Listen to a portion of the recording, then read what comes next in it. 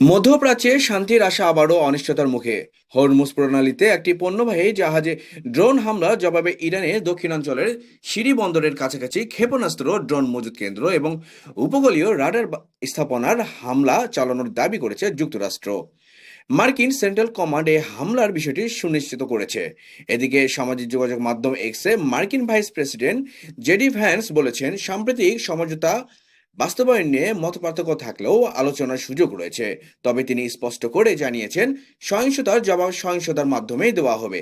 মাত্র 10 দিন আগে পাকিস্তান ও কাতারের মধ্যস্থতায় হওয়া সমঝোতার পর বিশ্বজুড়ে স্বস্তির বার্তা ছড়িয়ে পড়েছিল এবং আন্তর্জাতিক বাজারে জ্বালানি তেলের দামও কমতে শুরু করেছিল। কিন্তু নতুন করে পাল্টে হামলায় সেই আশাবাদ এখন অনেকটাই ম্লান হয়ে পড়েছে।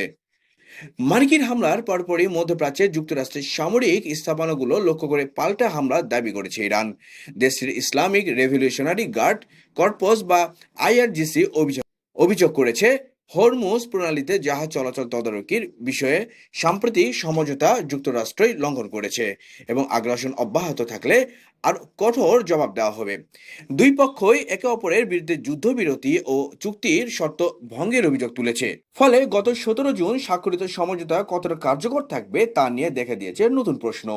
এদিকে যুক্তরাষ্ট্রের মধ্যস্থতায় ইসরায়েল ও লেবাননের সশস্ত্র গোষ্ঠী হিজবুল্লাহর মধ্যে যুদ্ধবিরতির রূপরেখা ঘোষণা করা হলেও পরিস্থিতি এখনো স্থিতিশীল নয়।